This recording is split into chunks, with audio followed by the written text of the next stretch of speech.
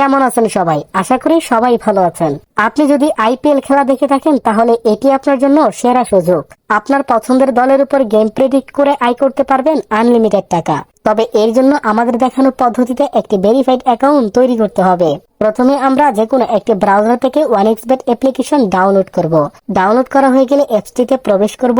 প্রবেশ করলে আমরা এমন একটি পেজ দেখতে পাবো। এইখান থেকে নতুন করে অ্যাকাউন্ট তৈরি করার জন্য রেজিস্ট্রেশনে ক্লিক করব। তারপর এইখান থেকে ইননে ক্লিক করব এবং এর পরের পেজে উপরে যা আছে তাই থাকবে। শুধুমাত্র প্রোমো কোডের এই ঘরে আমাদের ভিআইপি প্রোমো কোড ব্যবহার করব, কারণ আমাদের এই প্রোমো কোড ব্যবহার করলে আপনারা প্রত্যেকটা উইনের পর আলাদা আলাদা বোনাস পাবেন। যেহেতু এই প্রোমো কোডটি একটি অফিসিয়াল এবং ভিআইপি প্রোমো কোড, তাই লেনদেনেও কোনো প্রকার ঝামেলা থাকবে না এবং আপনারা প্রথমবার ডিপোজিট করলেই পাবেন 25,000 টাকা পর্যন্ত বোনাস। এছাড়াও আপনারা যতবার ডিপোজিট এবং উইথড্র করবেন ততবারই বোনাস পাবেন। আর এই সকল বোনাস আর অফার রয়েছে শুধুমাত্র আমাদের প্রোমো কোডেই। তাই প্রোমো কোডের এই ঘরে আমাদের প্রোমো কোডটি দিলাম। তারপরে নিচে দেখতে পাবেন কয়েকটি খালি ঘর রয়েছে, এখানে ক্লিক করে ঘরগুলোকে পূরণ করে দিব।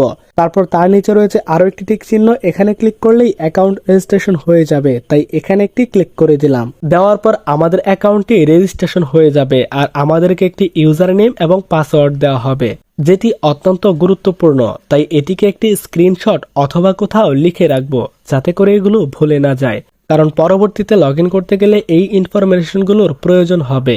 স্ক্রিনশট দেওয়া হয়ে গেলে নিচে দেখতে পাবেন নেক্সট বলে অপশন রয়েছে, এই নেক্সটে ক্লিক করে দিবেন। হ্যাঁ, এবার আমাদের অ্যাকাউন্টটি রেজিস্ট্রেশন সাকসেসফুল।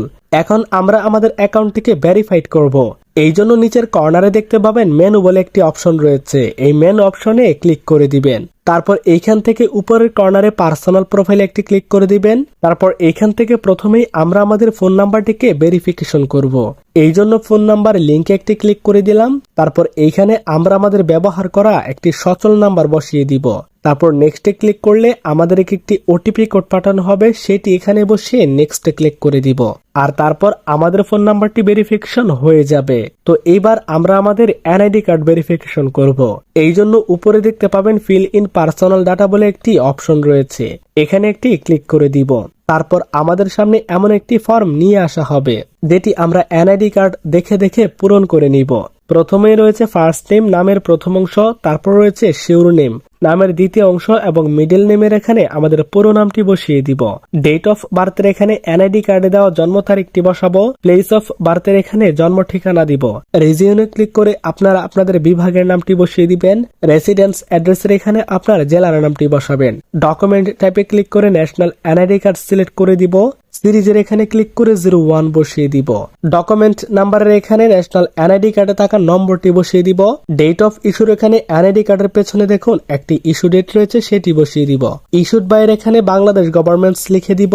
সবকিছু লেখা হয়ে গেলে আরো একবার মিলিয়ে নিব। যদি সবকিছু ঠিক থাকে তাহলে নিচে দেখতে পাবেন ঠিক বাটন রয়েছে, এখানে একটি ক্লিক করে দিব। ক্লিক করার কিছুক্ষণ পরেই আমাদের অ্যাকাউন্টটি ভেরিফিকেশন হয়ে যাবে। তো এইবার আমাদের অ্যাকাউন্ট ভেরিফিকেশন সাকসেসফুল। এখন আমরা আমাদের অ্যাকাউন্টে ডিপোজিট করব। এই জন্য উপরের কর্নারে দেখতে পাবেন ডিপোজিট বলে একটি অপশন